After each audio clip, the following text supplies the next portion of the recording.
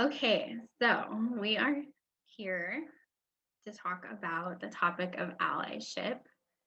And today is actually Martin Luther King Jr. Day. So it's an appropriate time to be having this conversation.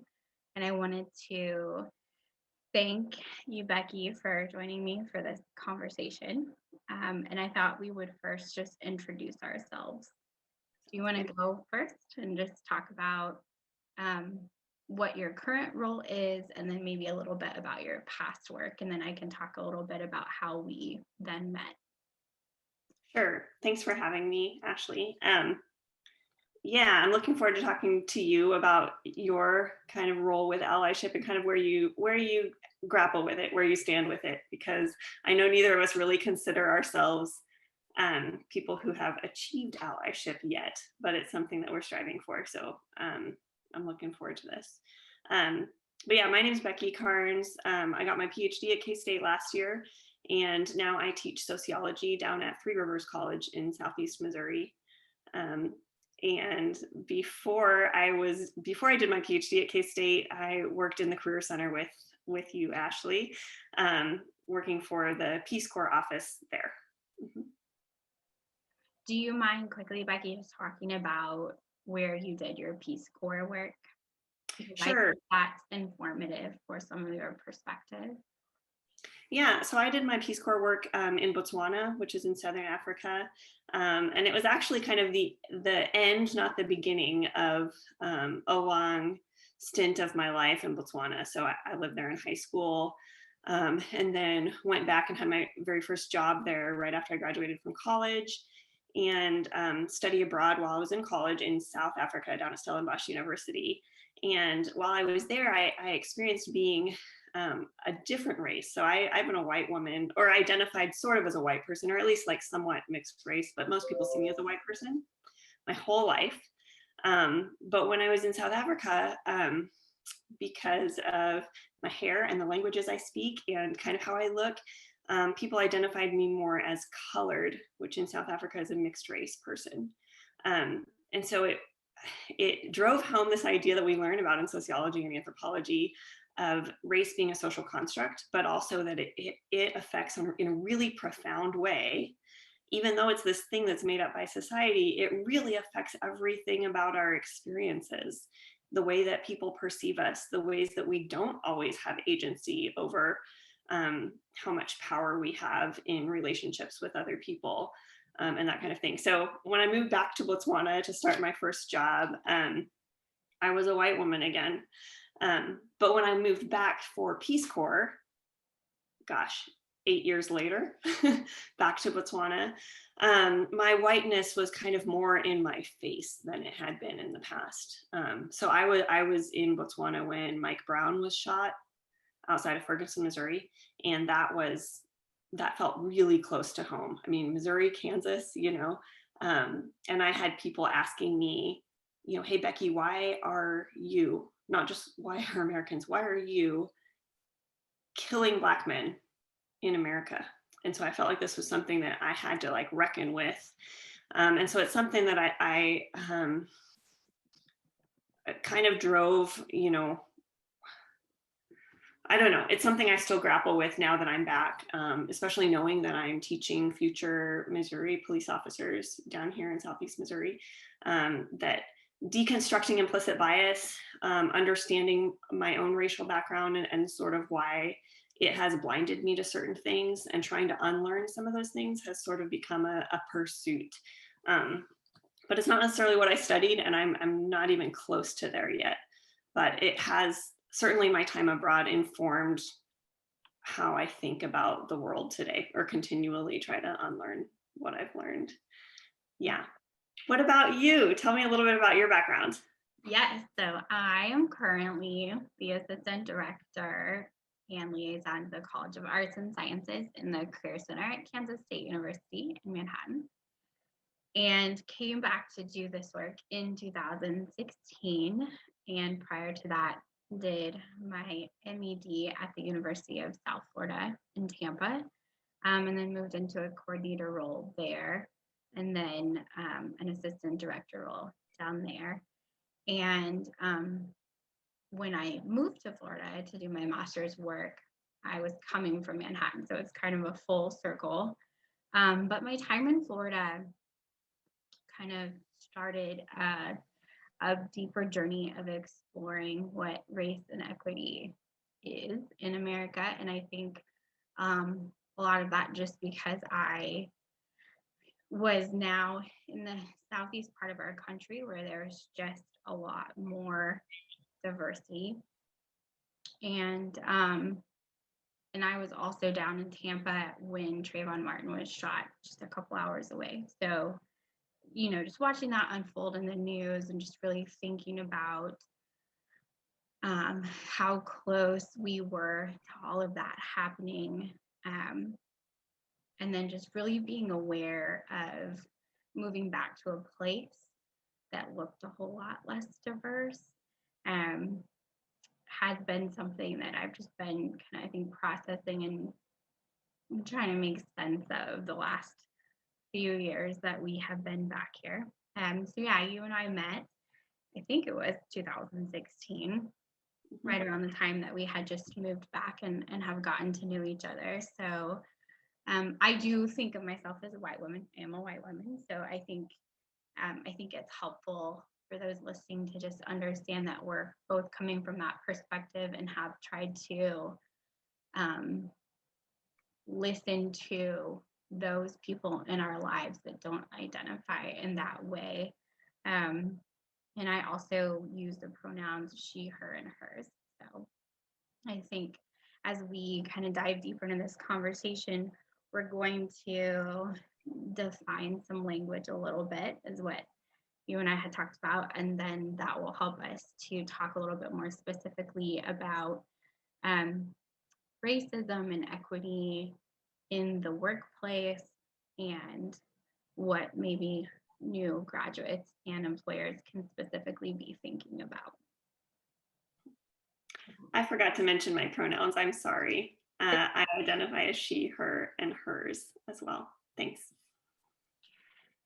So I think that that's important as we kind of start out defining allyship, because we're going to talk about allyship in the broad sense initially, and then because this is in celebration and recognition of MLK Junior Day, we're going to dig a little bit deeper into what does it mean to be allies to people that are identifying as people of color. So Becky, how do you define allyship? Well, I think it's a little bit tricky because, like you said, we are both white women. And so in some ways, it's not really within our wheelhouse or our power to define. And so we actually struggled when we first, were thinking about this conversation. Like, should we even be having this conversation as two white women? Like, shouldn't there be better representation or that kind of thing? But also kind of recognizing that allyship is about listening. And so not making the people of color in our lives have to take on the emotional burden of teaching all of us. At some point, white people have to take responsibility for listening and teaching each other. And so this is kind of our attempt at trying to listen. And so I wanted to listen to other voices and how will they define allyship and sort of lift those up. So an ally, as I understand it, it's a friend, right? Cooperating for mutual benefit. So it's not this hierarchical top-down thing, but you both have to benefit. So what's the mutual benefit? Well, I think inequality in general is just bad for all of society. So not just the people who've been disadvantaged or minoritized by it. It's bad for all of us. So I know we're mostly talking about race today because we are white women, but I wanted to steal from the Gender Sexuality Alliance, their definition of allyship. They say an ally, straight ally or heterosexual ally, is a heterosexual or cisgender person, so someone with social power and social capital, who supports equal rights, gender equality, and LGBTQ social movements, challenging homophobia, bigophobia, and biphobia and transphobia. So they have to support efforts towards equality. And I think that really applies to us as well here. So people who have power, who have social capital, but who are making efforts towards equality. And I do want to point out that I don't necessarily identify as an ally, although I would like to be that. I think not everyone who meets this definition identifies as an ally, but probably more importantly, not everyone who identifies as an ally is one.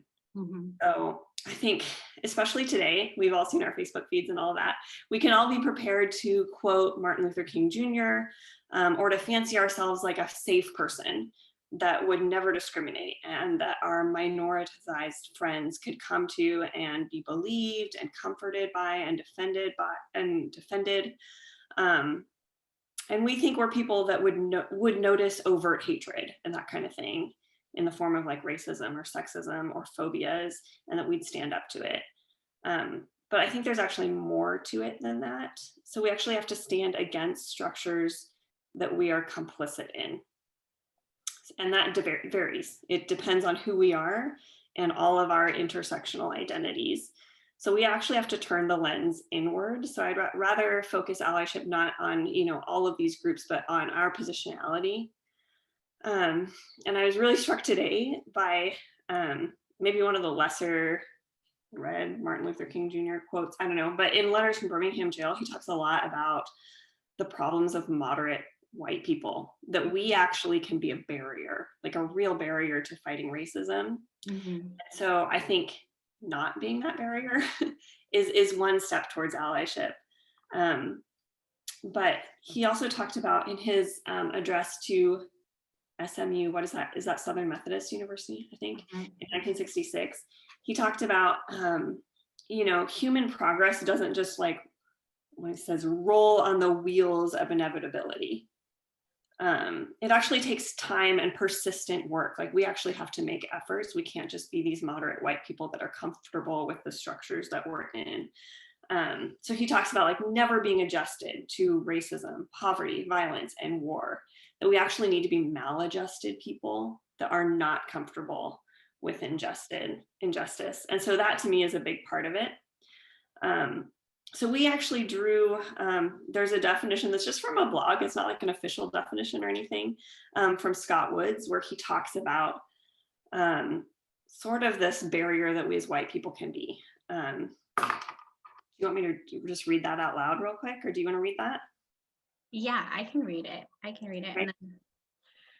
So Scott Woods says, the problem is that white people see racism as conscious hate when racism is bigger than that. Racism is a complex system of social and political levers and pulleys set up generations ago to continue working on the behalf of whites at other people's expense, whether whites know, like it or not. Racism is an insidious cultural disease. It is so insidious that it doesn't care if you are a white person who likes Black people. It's still going to find a way to infect how you deal with people who don't look like you. Yes, racism looks like hate, but hate is just one manifestation. Privilege is another, access is another, ignorance is another, apathy is another, and so on. So while I agree with people who say no one is born racist, it remains a powerful system that we're immediately born into. It's like being born into air. You take it in as soon as you breathe. It's not a cold that you can get over. There is no anti-racist certification class. It's a set of socioeconomic traps and cultural values that are fired up every time we interact with the world. It is a thing you have to keep scooping out of the boat of your life to keep from drowning in it. I know it's hard work, but it's the price you pay for owning everything. And go ahead. Oh yeah, I was just gonna say, I think that when you shared that with me the first time, I think the part that really impacted me the most is that piece about having to basically scoop it out of your boat, and I put that alongside what Ibram Kendi has been teaching about anti-racism, and just how much my perspective of allyship has shifted this last year. I remember taking Safe Zone training for the first time at the University of South Florida at the beginning of my graduate program. And, kind of having that feeling of, oh, I went through this training, I got this sticker, I will put it outside my office. This is a safe space. Now my students know that. But I feel like this whole last year, especially, has really started to transform my understanding of allyship. Whether we're talking about gender, sexuality, race. Um, I mean, it's now understood by me that this means constant effort to just be trying to, trying to fight back against what the systems around us have basically been teaching us, whether we realize it or not. Mm-hmm. Do you have thoughts on that before we move on? Well, yeah, I mean, I totally agree. I think the idea of racism being in the air we breathe, that weighs really heavily because it implies that you can't just become an ally or say you're an anti-racist. It means that you have to actually fight against lessons you've learned your whole life and things, narratives that are constantly reinforced in every interaction that you have. Like, it's this constant unlearning, and it's kind of a lifelong journey to trying to uproot, like, okay, Becky, what are those implicit biases within you? What lies have you believed about, what leadership is, or what anything might be that are actually based on racist assumptions, Yeah. like within me, because I grew up in this society. And that's a really sobering thing. So this is a good, I think, lead into our next question that we wanted to talk about, which is, so when we talk about allyship, how do we know which groups or whom we're being an ally to? Are we talking about race, sex, gender identity, ethnicity, or ability? And I think our answer is basically all of the above. But do we want to dive a little bit deeper into that? Sure. I mean, I love what you said about like our particular position. I mean, you and I are both women, but we're both white women, and we have intersectional identities where we are both privileged and disadvantaged in different ways. And so being able to recognize where that spot is, and the areas that we do have power, that we actually have the ability to lift others as we rise. But I would turn to Audrey Lord because she wrote about those interlocking systems of oppression, because it turns out that patriarchy and racism and all kinds of ways that our social structure disempowers people, those are related. So she actually said, there's no such thing as a single issue. There's no such thing as a single issue struggle because we do not live single issue lives, right? So you can't just be an ally to one of these groups and not to others, right? Because we're all parts of different groups, and we all have privileges and disadvantages. So there's this horrible trick that powerful people and powerful systems play on us, where it pits people who've been marginalized against each other. So I think there's this idea, even like in our situation, where we might say like, okay, we're feminists, like we want women to, women are next, like we're next, we've been disadvantaged, we're next. Mm-hmm. Where maybe it's not a case of like taking ownership of that place at the expense of other people who have also been marginalized from those spaces. And so I think about, like, apartheid did this in South Africa. It pit mixed race people against Xhosa people and against Zulu and foreigners. And I hear that now sometimes in conversations about like immigrants, for example. So people blame immigrants for gaining a few jobs or a few advantages like citizenship that they wish have been granted to Native American people, for example. And it should have been. But in neither case is the other exploited or oppressed group to blame. We need to actually fight for inclusion and rights and equity and justice for all. Mm-hmm. So I'll bring bell hooks in here because she said, dominator culture has tried to keep us all afraid, to make us choose safety instead of risk, sameness instead of diversity. Moving through that fear, finding out what connects us, reveling in our differences, this is the process that brings us closer, that gives us a world of shared values. And so to me, it's kind of celebrating all of those different groups rather than trying to say, hey, we're all the same now, Yeah. where that can actually be counterproductive. Yeah. And I think just to add to that, one of the things that I've learned from the different voices I've been listening to is just that racial harmony doesn't necessarily facilitate unlearning. I think there's a human tendency we have to kind of want to we want to strive to be at peace with each other. And it's really uncomfortable right now with everything going on in the world because there's a lot of tension.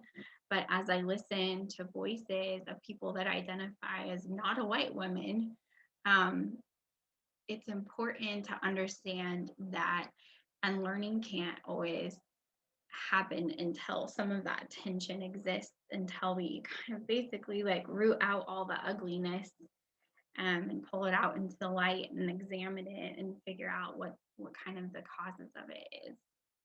Would you say that's true? Absolutely. Yeah, I love that idea of like striving for peace when really that could be a simplistic peace. Like if we're just looking for harmony, but harmony from our little perspective as me looks like whatever is comfortable and feels peaceful to me, and not like peaceful for who. And so asking instead for the type of peace that's a lot more radical, that's actually looking for justice for all. That's a lot harder thing to fight for because it's harder to see, I think, from a position of privilege sometimes. Yeah.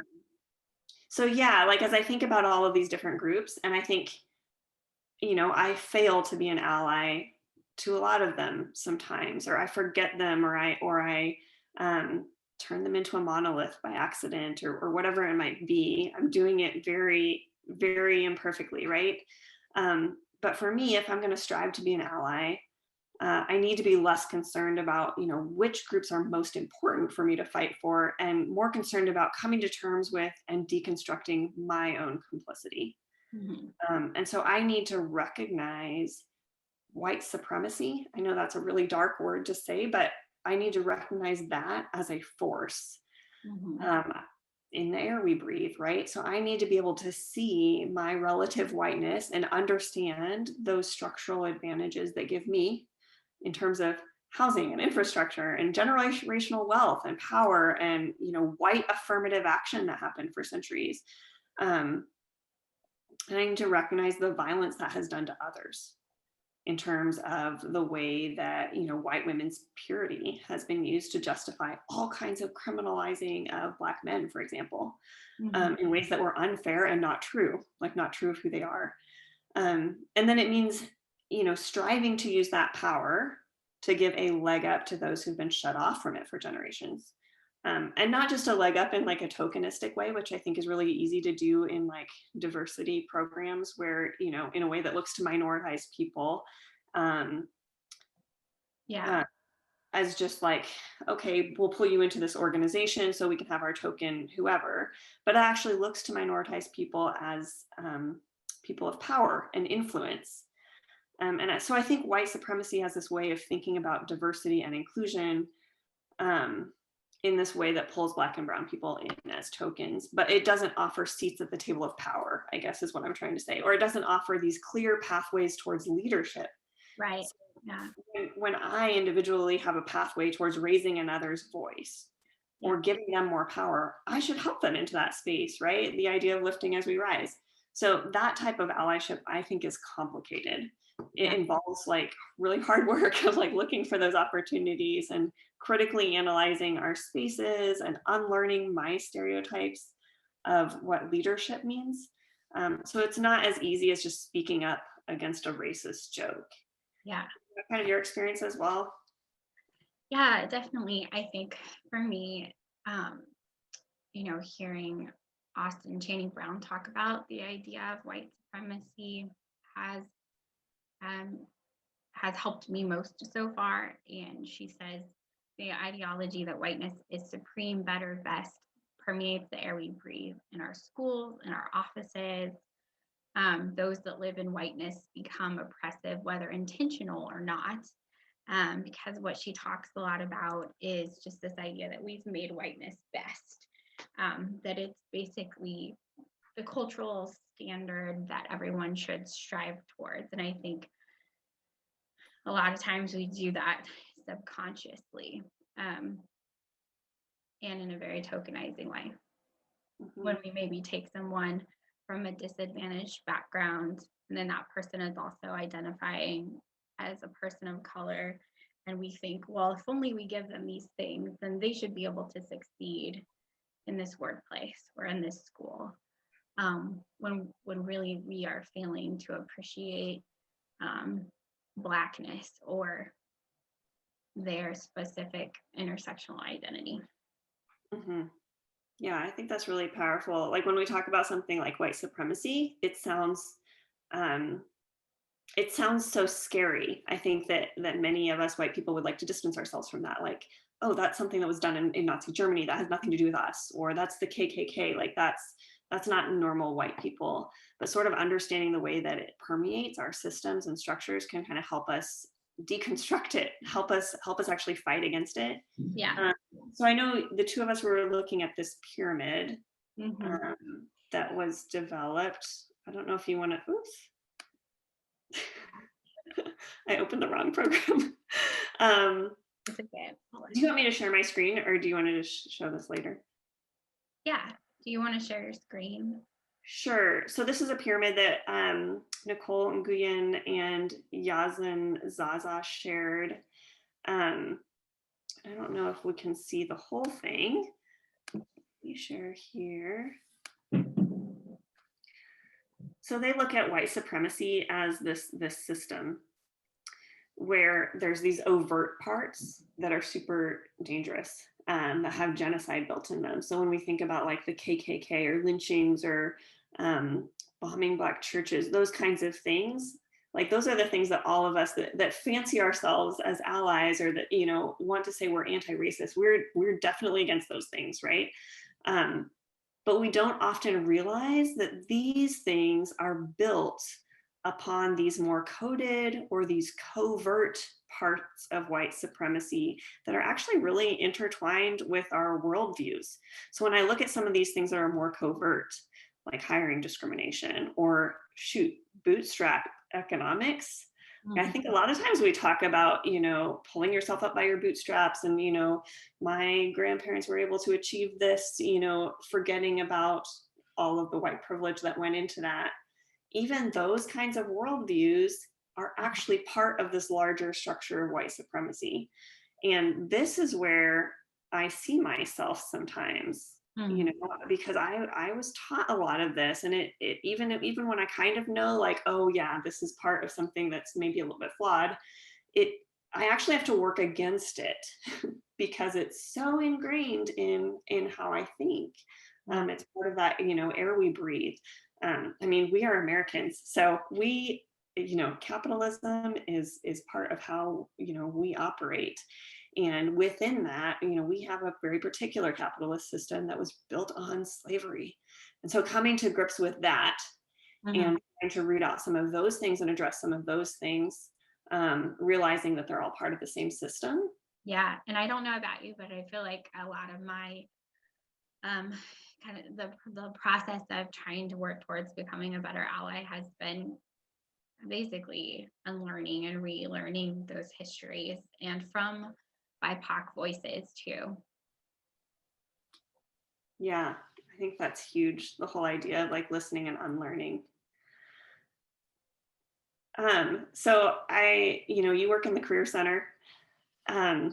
So as, you know, you interact with students and that kind of thing, we're also going to talk, I think, a little bit about, you know, as educators or even potential employers, because you interact with employers and talk with students as they're kind of on the brink of becoming employed post-college.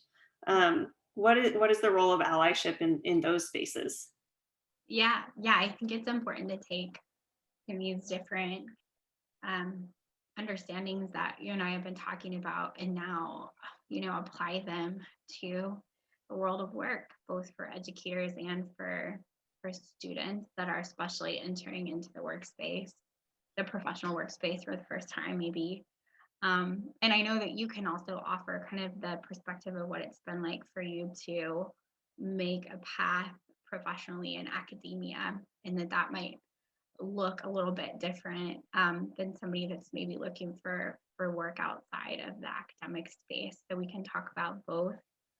Um, but I think something you and I have talked about, right, is that we need to not place the burden on students of color to find inclusive workplaces. So when we're talking about kind of the role of employers, we need to consider workplaces that aren't inclusive as unacceptable. And it's really on the system to change, not the individuals to accept unfair treatment. And I think taking that a step further, if we have maybe a new graduate that is a person of color entering a workplace, I think it's important for that graduate to ask the organization, why do you want me? How do you define diversity and inclusion for your organization? And how do you hold your organization accountable to that? I think it's important for these graduates to know that they'll be able to have a cohort of people around them and won't be responsible for the emotional labor of holding the organization to diversity and inclusion policies all on their own, because that's an exhausting process. And I think it's really important, if we're calling ourselves allies or doing the work of trying to become allies, that as graduates are finding these spaces, that we help them use their voice and find creative ways to be able to hold organizations accountable with support from allies. What do you think? Yeah, I think that's super key. I would also add maybe that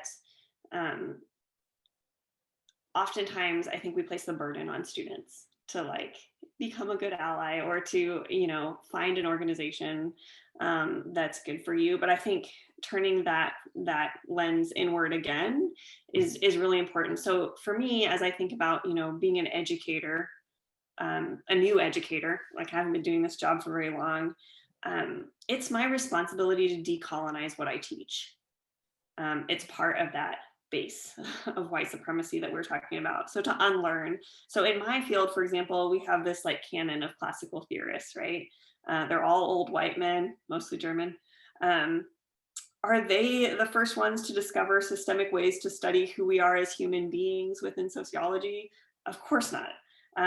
They're just the most famous ones because there is power in their whiteness and in their Europeanness, especially during the time in history when sociology emerged as its own discipline. So it's an ethical mandate for me to be on a constant search for women, especially women of color, who also said it and maybe said it better or differently.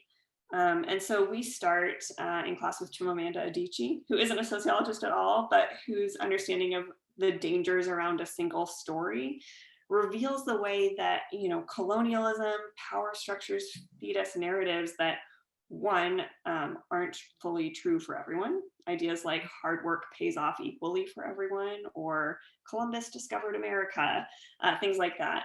And two, can actually do violence to people who get erased or are told that they don't matter by those narratives.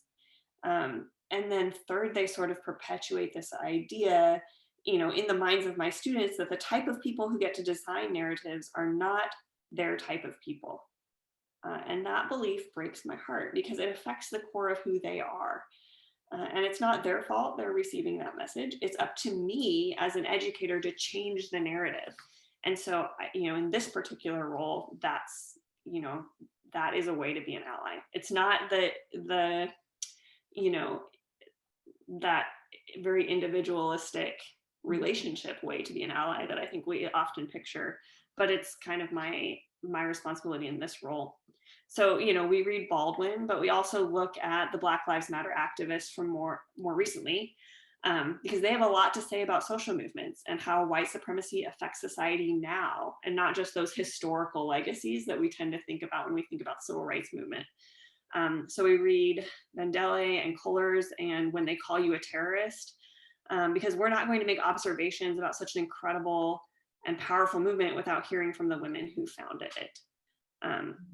Yeah. We read DeRay McKesson's On the Other Side of Freedom and talk about the ways that it resonates and diverges from Martin Luther King Jr.'s idea of resistance. So, does the arc of the moral universe actually bend towards justice, or do we have to bend it? And so through all of that, kind of discovering that white supremacy is really about power. So we try to dig into the history of how global and American power dynamics ended up here. So we look at like the 1619 Project to look at some of those hidden histories. And we look at Rodney's, how Europe underdeveloped Africa, to understand some of the roots of global inequalities. So I believe that by better understanding where those power structures come from, we can start to disarm them, or at the very least undo those powerful narratives in our minds.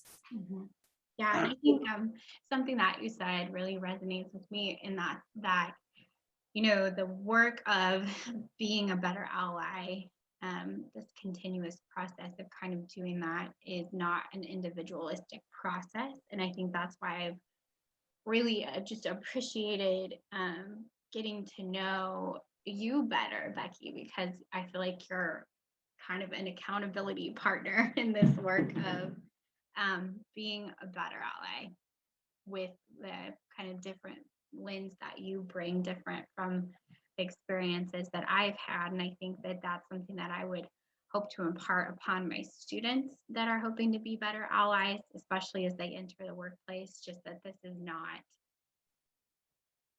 it's a really hard conversation to dig into because there is a lot of fear that we're going to say the wrong thing, but it's important to talk about it out loud and not just read the books and then stop there, to kind of really do this continuous searching and asking, so what does that mean? So how am I going to apply this thing I just learned?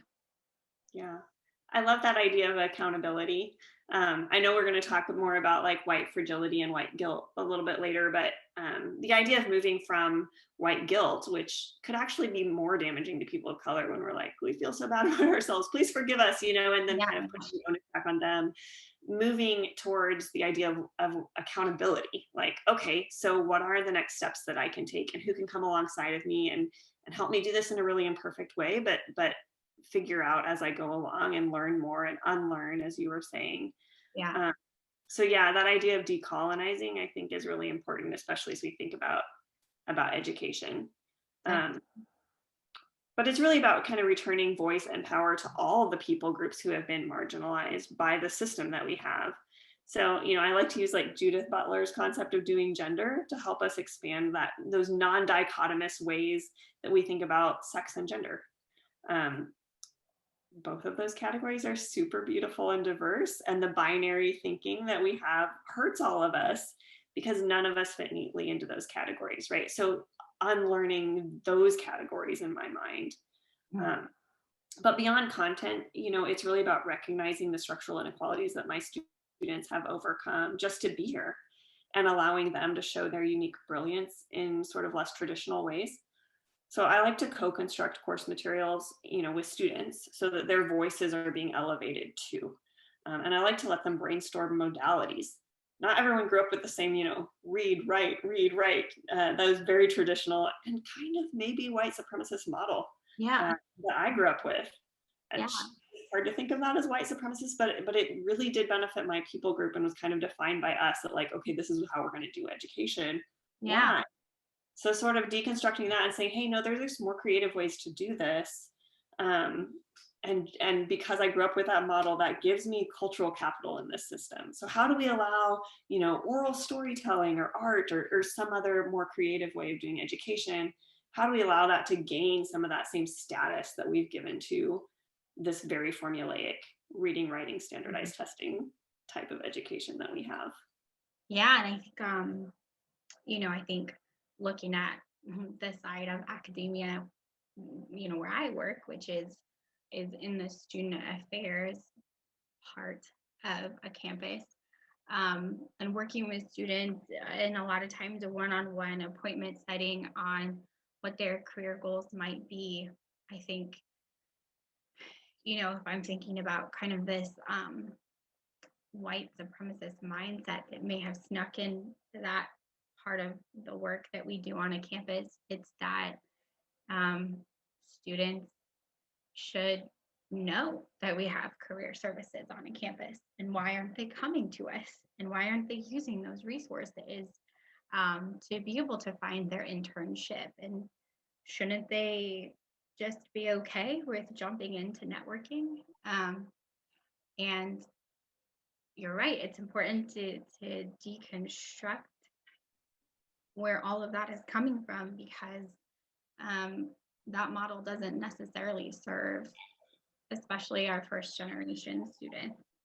That don't have a lot of social capital when they first come to campus, and haven't been exposed to any of those concepts, and maybe have no idea that a career center even exists on a campus. And so I think you're right. It's really important to kind of take that approach and mindset when we think about our work.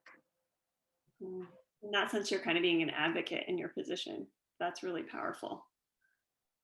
Well, I don't feel like I've always done it right, but I feel like something that I've started to get a little bit better at is looking for opportunities to connect colleagues or students with potential mentors that share the same identities, um, to be able to facilitate some of that building of capital. And I feel like that's something that I need to continue to work at doing a little bit better. But facilitating connections is something that I really enjoy doing for my students. And I also think it kind of gets to what we're going to talk about a little bit more next, which is, transferring some of my power, just letting go of some of it, or transferring it. Yeah. So we are going to talk about if part of allyship is releasing power, what does it look like for maybe a new college graduate to begin to practice this in an entry level opportunity? And what can we share from our own experiences of this? It's a hard question because I think everybody's entry level experiences, their first jobs out of college, are very different. And so who you have to be an ally to, and the power that you have to lend others voices or to advocate for others, depends on that job, right? So it might be clients or other employees, or even if you're starting out in a position, just ideas like the customer's always right, or the manager's always right. Sometimes that can work against lending voice to the people who are actually right, who are asking for help, and who, if we continue with this idea of like, well, this person in power is always right, are we just perpetuating patterns of inequality? So it could just mean being good at your job so that you're able to give voice to clients, or whatever it might be, to advocate for people that need services, or whatever that job might be. So it's very different. But I think it can mean just looking around. So when you're given some kind of opportunity, who else was it extended to? So I'm thinking very particularly about grad school. If that's your next step after college, there are a lot of opportunities that we're sort of taught, like, you've got to be competitive, right? You've got to reach for those opportunities. And I think it goes against every fiber of our being, or, what we're taught about giving ourselves the best chances, because this will probably involve increasing our own competition by saying, hey, have you considered so-and-so for this position? She would be brilliant at it.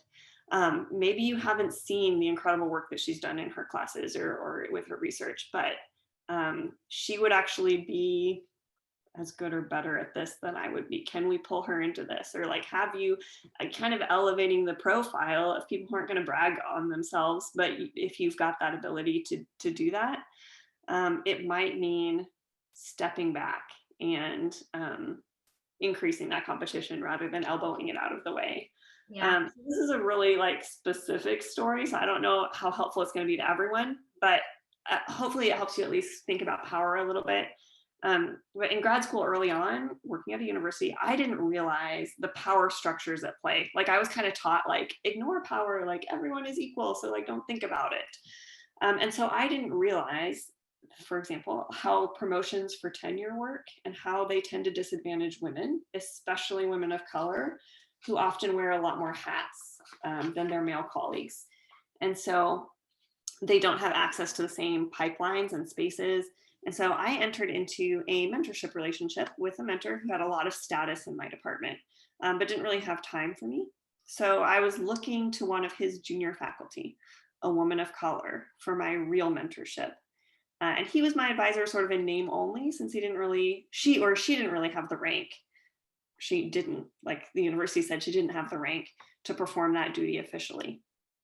And so I didn't realize, because I was trying to be blind to power, I didn't realize until another faculty member told me that that actually gives him credit for her work. And that is a pattern that reproduces over and over again. Oops, like here I was, thinking I was a lowly graduate student without the agency to affect change. But actually who I chose as my mentor and who, I'm recognizing in formal spaces is affecting other people's lives.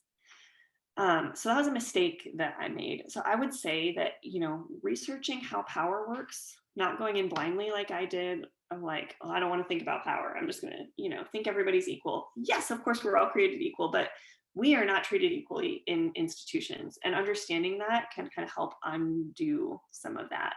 So understanding how power, how promotions occur, how people think about status within my organization, and then recognizing how those power structures reproduce. That's important even in an entry level position, because we actually have more voice than we think. Definitely. Yeah, and as I think about maybe my students that are going to be entering workspaces, again, like outside of academia, I think one of the most important things they can do, and that I have learned from my own experiences in the work of student affairs, is that we shouldn't leave it up to our colleagues that are maybe people of color or identify in a way that isn't expressed by the majority culture at a company. We shouldn't leave it up to them to be the ones to push for diversity and inclusion policies. And I think a lot of times what happens, whether intentionally or not, with organizations is that an organization's culture will push for unity, but at the expense of identity expression. Mm-hmm. So they'll maybe have diversity and inclusion policies, check a box, mm-hmm. And it'll be a training or a seminar. But I think it's really important for a grad who wants to intentionally work at being an ally to kind of ask, are there actions demonstrating assimilation into company culture? Is that the goal, or do they really embrace diversity? And as somebody, especially somebody who's white, and coming to that organization with some privilege, it's an important process of allyship to be able to also do the work of kind of pushing against that. But I feel like as a new employee to a workspace, both you and I know that in order to do some of that pushing, we have to gain some capital in that workplace first. And so, I think employers can recognize that the process that they can have in all of this is to look at who in their organization is advocating for diversity and inclusion. And my new grads entering that workspace can think about going into their first year of work prepared to just listen and observe and take in information, and do a lot of processing. And I'll oftentimes tell them it takes a whole first year to just learn the organization before you can start maybe asking questions, pushing back. You can do that in a way that respects your colleagues, but still pushes against the system. Mm-hmm. But Well, that's really good. Build that capital is important. So, yeah. You're reminding me a little bit of Austin Channing Brown. So she talks a lot about, what it's like to be a woman of color in a new career, like entry-level positions, that kind of thing. But a lot of what she says is true for women in general. And one of the things that she notes is the double standards. So, the way that she's aware of being perceived as overbearing or aggressive when actually her behavior, aligns with a white male's version of assertive or leadership material. You know what I mean. mm-hmm. Reading that really made me realize that I need to constantly interrogate my own tendencies to put men in leadership on pedestals. Why are they there, right? These are some of those questions you can start to ask as you get to know your organization a little bit better, and you've listened and you figured out like who is respected with, who is attributed status to and who isn't. How can I reframe my internal images of leadership material and emotional intelligence so that it's a woman of color appearing in that place? And so to me, that unlearning process that's kind of personal, that takes, putting awesome women of color in my field of vision always and taking leadership cues from them so that I'm sort of retraining my own implicit bias as I think about like, okay, who do I imagine in spaces like this? Who belongs? Yeah. And I think along that lines, one thing that Austin talks a lot about too is just like that first experience that somebody might have with being under authority of somebody that's a person of color. And how that can go really badly sometimes when we're acting from a place of our privilege. And I think about my own professional experiences, and I've been really fortunate because I think about, my first role in higher ed as a grad student, and I was lucky to be able to learn from strong women of color. But I also feel regretful about not really realizing that I had an opportunity to do even more learning in that first role that I had about power dynamics and the role of race in this work. And so I hope to impart upon my students that sometimes when you enter the workplace, and if you do have that opportunity to be under the authority of somebody who is, who is living an identity other than your own, just quiet for a bit and listen and and take the time to learn about a culture that maybe you haven't ever really stopped to learn about. Yeah, that whole idea of like learning and unlearning sort of being two sides of the same coin. Yeah, and as you move up in your career, you always find yourself in new spaces with new types of agency to, either include or elevate other people or unlearn. So it's kind of a lifelong process of, learning from those people, listening and unlearning and relearning our own biases, since it is in the air we breathe. Yeah. That kind of brings us to one of the last topics that we wanted to touch on as we wrap up our conversation, and that was talking about white fragility and what white fragility and white guilt specifically means. Austin poses that question, what are you going to do differently?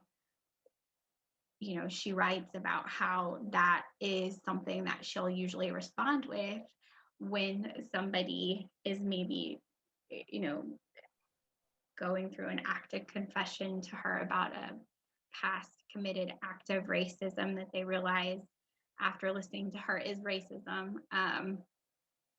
But how is this a necessary reflection instead of just confessing that act? I think something you and I talked about in leading up to this conversation was just that white fragility and white guilt can be really dangerous, especially when it comes from white women. Mm-hmm. Maybe let's talk about that a little bit more.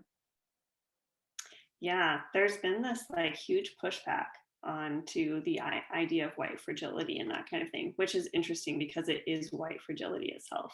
Like that's what that pushback is. Yeah, it is.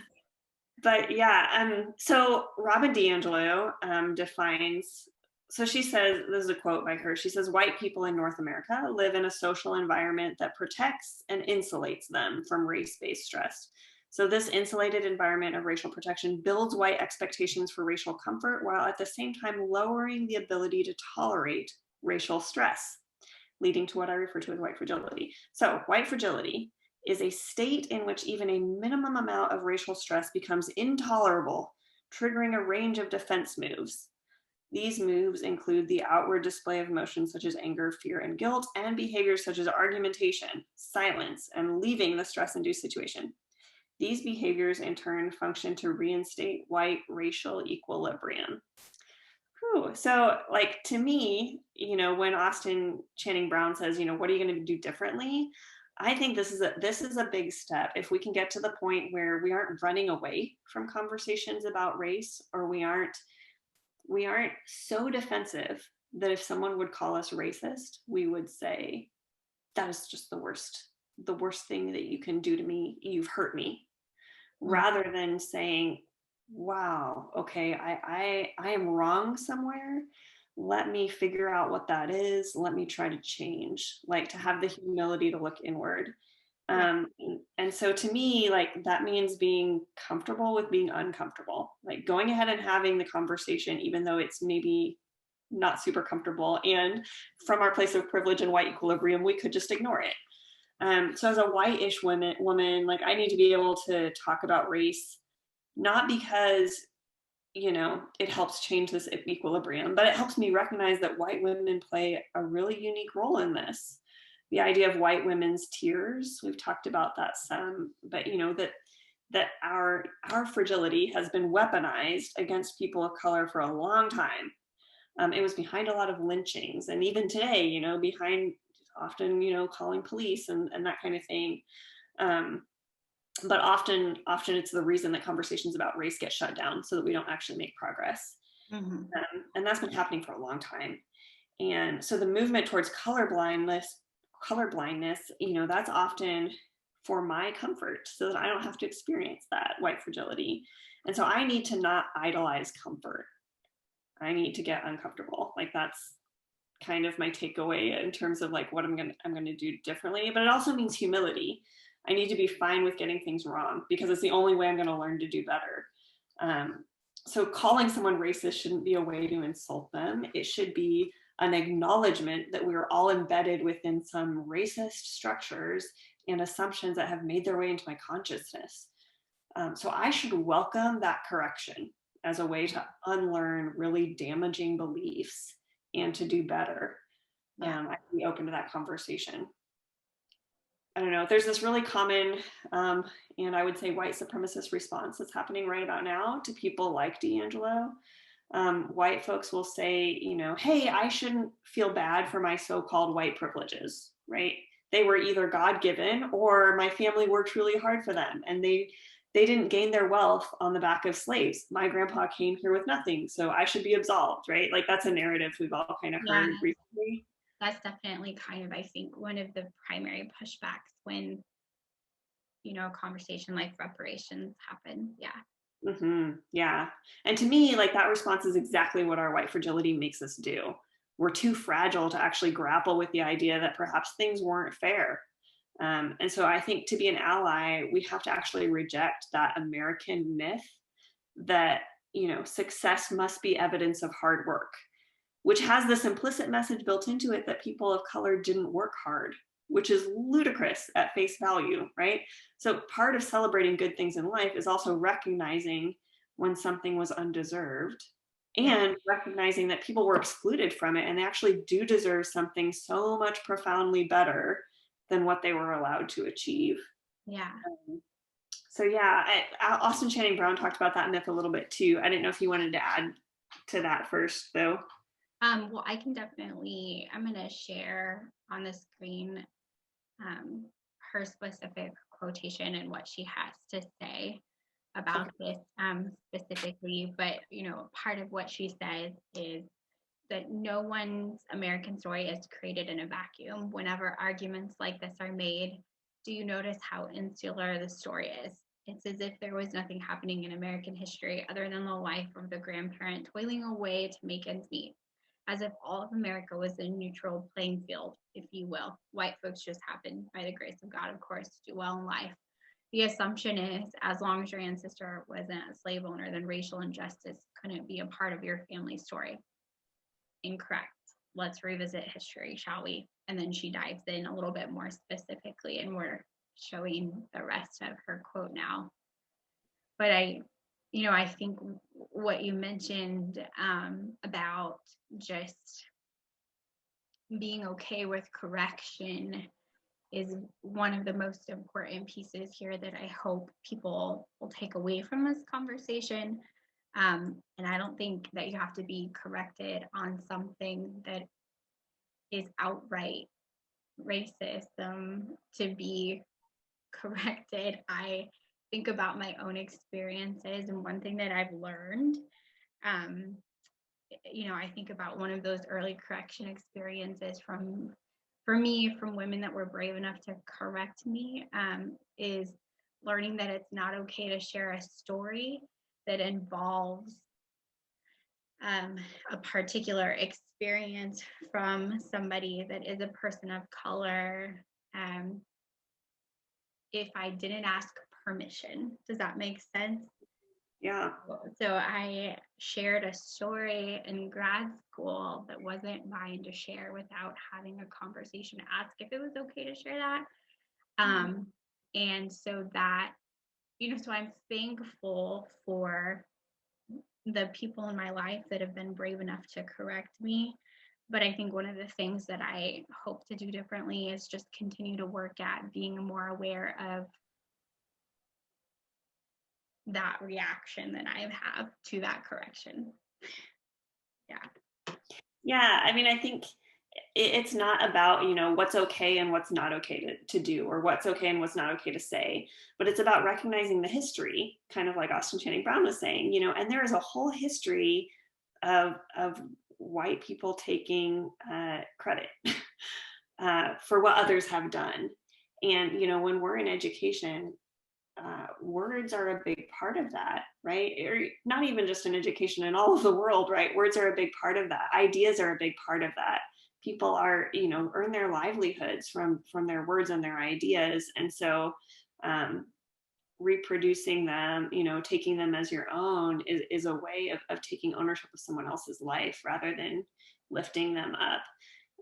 And not embedding that in history, that's hard to see, I think, just from an individualistic perspective. Like, of course, you're sharing a friend's story, but then when you look at, okay, let's look at the context here and all of society, and that actually, like, this is a pattern that I'm unintentionally playing into. Yeah. And I think that's a big part of it, is being able to see sort of the bigger picture. Yeah, definitely. Definitely. Like in that moment when I shared that story that I didn't have permission to share ahead of time, I, looking back at it now, having learned what I know now, like I caused a vulnerability for these women that I loved that I didn't mean to intentionally cause, made them uncomfortable. And, it wasn't my place to create that uncomfort. And so I think that for me, if I learned anything about allyship, that is one of the key takeaways for me, is that, that people are aware of their own vulnerabilities when they walk into a room. I don't need to add to them or call them out.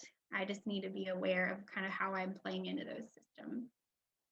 Yeah, that's huge. And I think having that attitude of like, that's fine. Like I can be corrected. I can continue to learn. That is how I think you deconstruct that white fragility of like being okay with being wrong and moving on and learning to do better next time. I guess like yeah, I've had a similar story recently with I thought I was invited into a certain space and I actually wasn't. And once I got there, someone called me out on it and said, no, this is a safe place for people of color. You're not welcome here. And I thought I was being supportive by showing up to this place that I thought I was invited to. And like everything in me wanted to get defensive to say like, but you invited me, or but I'm not even that white. Like, you know, I have indigenous background. Like I'm not that white. But like in that moment, that's actually not the response. Like the response is to learn from that and say, you know, okay, I can see where that would be important, that like that these spaces are needed in order to recover from what really is a collective trauma. Yeah. And I need to be respectful of that and to step back and not make you have to make me feel better for the shame I'm feeling in this moment.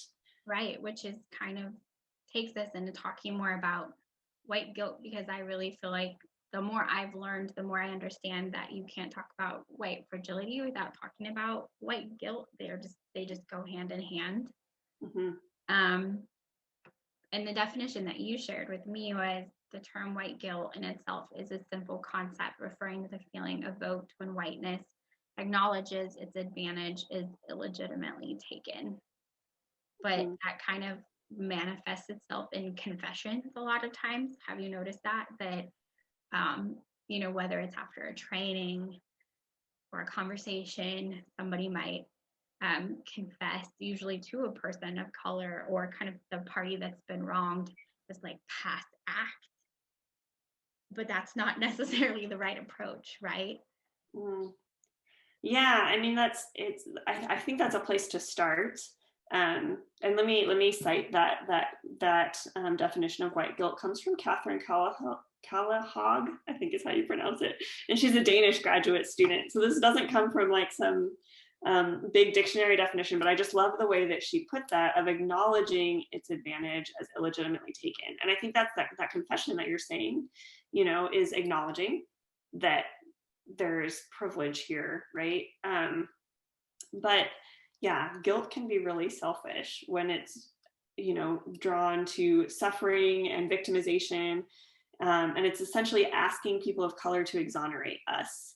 I've asked for forgiveness, forgive me so I can feel better and move on, you know, and that repentance, I guess, is, you know, maybe repentance is the next step after confession, but that's important, but it shouldn't place the emotional burden back on people of color to make us feel better about ourselves. So I think it would be great, you know, if we could change the narrative. Let's acknowledge the guilt, ask for forgiveness, you know, repent maybe, but let's actually change how, you know, which I think is the idea of repentance and not just confession, right? Like change how we're doing things. So maybe moving more towards white accountability rather than like stewing in that place of white guilt could be really helpful to us. You know, accountability for racism and accountability for changing whiteness and its continued oppressive and supremacist nature. And so to me, you know, that means asking, where do I stand? How am I positioned in relation to racial power dynamics? What's my agency here? What do I have the power to change? Even if I'm an entry level employee or a grad student or whatever it might be, I have certain agency, I have certain positionality. What is it? And what can I do differently? You know, even if that's just incremental change and that unlearning that we've been talking about. Yeah, definitely. I think taking that a step further, you know, you shared that story about being in a space where you weren't necessarily welcome to be. And I also reflect on a comment from a colleague the other day where she just shared with me a practice that she puts into place to basically maintain her joy. So I just think about some of listening to particularly Black women in my life just talk about maintaining joy and how that is an important process in kind of insulating themselves from white guilt. And I think an important part of allyship is learning how to respect that better, and learning how to celebrate Blackness and recognize Black joy and lift it up. I think that is some of what pushes back against some of this kind of oppression of whiteness too. So I think there's the confession, the repentance, the change, and then there's also like the celebration of something that's different from what we know from our own background and cultures. That's beautiful. What do you think? Is there anything that you want to say kind of as we wrap up, parting, or any final thoughts? Well, I feel like I've learned a lot from you. I like this idea of ending on accountability, because I think it reminds us to listen. I'm sure even in this conversation, as you all have listened, you're going to find things that we said wrong or that we were wrong about. Tell us about it. We got to learn. We got to keep improving here. But the idea of continuing to listen and learn and grow as we progress in our careers and that kind of thing, is really important. And that process never ends. Just as I think the fight for justice is kind of a never ending, it's got this backlash to it right at the moment. And we need to recognize that and keep fighting for the type of justice that Martin Luther King Jr. was fighting for. One that's not just about, peace for some people, but a type of peace that is for everyone, that really is justice for all. Yeah. I love that. Yeah, I hope that this conversation will just hopefully inspire others to sit down and talk about the sort of uncomfortableness around grappling with being a better ally. And just thank you for being my accountability partner in this, and thank you for sitting down and taking the time to have this conversation. Yeah, same to you. I think we white women need to, call each other out so we're not such burdens on our friends of color as well. So yeah, I think the accountability is really good. Thank you, Ashley. Thanks for hosting this conversation and for helping us to dig deeper into a topic that is really hard and uncomfortable. Yeah, absolutely.